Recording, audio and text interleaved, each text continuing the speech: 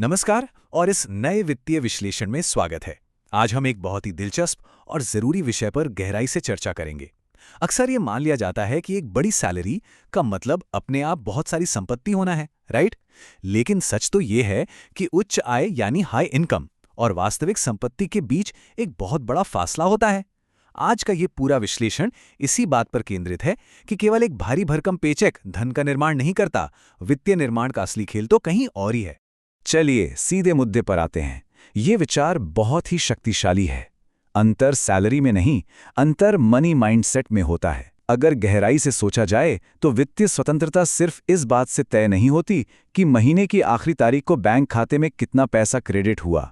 ये पूरी तरह से उस मनोविज्ञान पर निर्भर करता है जिसके साथ पैसों को देखा जाता है। अगर सोच सही दिशा में नहीं है तो बड़ी से बड़ी आमदनी भी टिक नहीं सकती। आज के इस मास्टर क्लास जैसी चर्चा का रोड मैप बिल्कुल स्पष्ट रहेगा। हम शुरुआत करेंगे द इनकम इल्यूजन से, फिर देखेंगे खर्च करने वालों और संपत्ति बनाने वालों के बीच का असली अंतर। इसके बाद दो कमाने वालों की एक दिलचस्प कहानी समझेंगे, फिर कुछ कोर एसेट बिल्डिंग रणनीतियों पर बात करेंगे और अंत में एक अमीर माइंडसेट विकसित करने के व्यवहारिक तरीकों को जानेंगे। ये लॉन्ग टर्म वेल्थ बनाने का एक बेहद स्पष्ट ब्लूप्रिंट होने वाला है। तो पहले भाग की ओर बढ़ते हैं, जिसे हम द इनकम इल्यूजन या आय का भ्रम कह सकते हैं। ये समझना जरूरी है कि क्यों सैलरी ही सब कुछ नहीं होती। मनी माइंडसेट को अगर हम एक मनोवैज्ञानिक ढांचे के रूप में देखें तो ये हमारी वो मुख्य मान्यताएं हैं जो कमाने, खर्च करने और संपत्ति बनाने को लेकर हमारे दिमाग में गहराई तक बैठी हैं।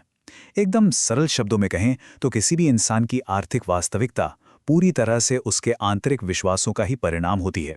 पैसे के बारे में जो धारणाएं अंदर बनी हुई हैं, बाहर की आर्थिक स्थिति ठीक वैसी ही बनती चली जाती है। अब अभाव या कमी की मानसिकता से जुड़ी कुछ ऐसी मान्यताएं होती हैं जो सच में संपत्ति को नष्ट कर देती हैं। जैसे ये मानना कि पैसा कमाना हमेशा संघर्ष भरा होता है, या फिर अमीर लोगों को एक नकारात्मक नजरिए से देखना। कई बार ये मान लिया जाता है कि खुद के लिए संपत्ति बनाना तो असंभव है और सिर्फ एक सैलरी पर निर्भर रहना ही जीवन का अंतिम लक्ष्य है। अगर दिमाग हमेशा इसी स्कैर्सिटी में फंसा रहेगा तो पेशा चाहे जो भी हो, वास्तविकता में भी हमेशा आर्थिक तंगी ही बनी रहेगी। अब इस आंकड़े के बारे में जो सबसे दिलचस्प बात है वो एक बहुत बड़े आर्थिक धोखे को उजागर करती है।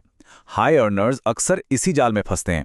अमूमन लोग सोचते हैं कि जब आय बढ़ेगी तब बचत करना शुरू करेंगे, लेकिन कड़वा सच ये है कि जो इंसान 20,000 रुपए की आय में से कुछ नहीं बचा सकता, वो 2 लाख रुपए महीने कमाने पर भी खाली हाथ ही रहेगा। असली समस्या आमदनी का आकार बिल्कुल नहीं है, बल्कि वो वित्तीय आदतें और माइंडसेट हैं जो उस आय को कंट्रोल करते हैं। चलिए अब दूसरे भाग की तरफ चलते हैं, स्पेंडर्स बनाम एसेट बिल्डर्स। यहां हम उस मिडिल क्लास ट्रैप को तोड़ने की बात करेंगे जो धन कमाने और उसे अपने पास बनाए रखने के बीच का सबसे बड़ा व्यावहारिक अंतर है। अगर हम खर्च करने वाले यानी स्पेंडर माइंडसेट को देखें तो ऐसे लोग अक्सर खुद को ईएमआई के जाल में फंसा लेते हैं। उनका फोकस दिखावे पर होता है और वे ऐसी चीजें खरीदते हैं जो लगातार जेब से पैसा निकालती हैं, जिन्हें हम लायबिलिटीज या देनदारियां कहते हैं। इसके बिल्कुल उलट एसेट बिल्डर माइंडसेट के लोग अपनी पूंजी का सबसे पहले निवेश करते हैं। उनका पूरा ध्यान भविष्य के कैश फ्लो पर होता है। मध्यम वर्ग के वित्तीय संघर्ष का सबसे बड़ा कारण यही है। वे ऐसी संपत्तियां नहीं बनाते जो भविष्य में पैसा लाएं, बल्कि देनदारियां बढ़ाते जाते हैं। इस सिद्धांत को और बेहतर ढंग से समझने के लिए भाग 3 में 2 कमाने वालों की एक बहुत ही व्यावहारिक कहानी पर नजर डालते हैं। रियल वर्ल्ड एप्लीकेशन को समझना बहुत जरूरी है। उदाहरण के लिए राहुल और अर्जुन के वित्तीय सफर का विश्लेषण करते हैं। दोनों की शुरुआत बिल्कुल एक समान होती है, 40,000 रुपये प्रति माह की सैलरी से। लेकिन उनकी महीने भर की आदतें जमीन आसमान का अंतर पैदा करती हैं। राहुल हर महीने नए गैजेट्स, ईएमआई, ऑनलाइन शॉपिंग और वीकेंड पार्टियों पर पैसा उड़ाता है। दूसरी तरफ अर्जुन नए कौशल सीखता है, एसआईपी में निवेश करता है, किताबें पढ़ता है और साइड इनकम के स्रोत बनाता है। नतीजा, 5 साल बाद राहुल अभी भी अपनी सैलरी का गुलाम है, जबकि अर्जुन के पास मजबूत निवेश, बचत और आय के कई रास्ते हैं। शुरुआत एक जैसी थी, लेकिन एसेट बिल्डिंग की आदतों ने पूरी तस्वीर बदल कर रख दी। चलिए आगे बढ़ते हैं और देखते हैं कि ये सब कैसे काम करता है। भाग 4, कोर एसेट बिल्डिंग स्ट्रैटेजीज, या इसे हम द वेल्थ प्लेबुक भी कह सकते हैं। यहां हम धन के कुछ स्पष्ट और कार्यवाही करने योग्य नियमों पर चर्चा करेंगे। धन के निर्माण और उसे बनाए रखने के ये 5 बहुत ही शक्तिशाली नियम हैं। पहला, सबसे पहले खुद को भुगतान करें, यानी खर्च करने से पहले हमेशा बचत और निवेश का हिस्सा अलग निकाल लें। दूसरा, हाई इनकम स्किल्स सीखें। तीसरा, लोगों को इम्प्रेस करना बंद करें, संपत्तियां बनाएं, दिखावे का कोई खोखला भ्रम नहीं। चौथा, याद रखें कि पैसे को अनुशासन की सख्त जरूरत होती है। आर्थिक सफलता कोई किस्मत का खेल नहीं है, बल्कि ये कड़े अनुशासन का नतीजा है। और पांचवा नियम, पूरा फोकस एसेट्स पर रखें, यानी सिर्फ वही चीजें खरीदें जो भविष्य में लगातार धन पैदा कर सकें। यहाँ एक पल रुककर इस विचार पर गौर करना बनता है, कौशल या स्किल सबसे बड़ी संपत्ति है जो कोई भी इंसान बना सकता है।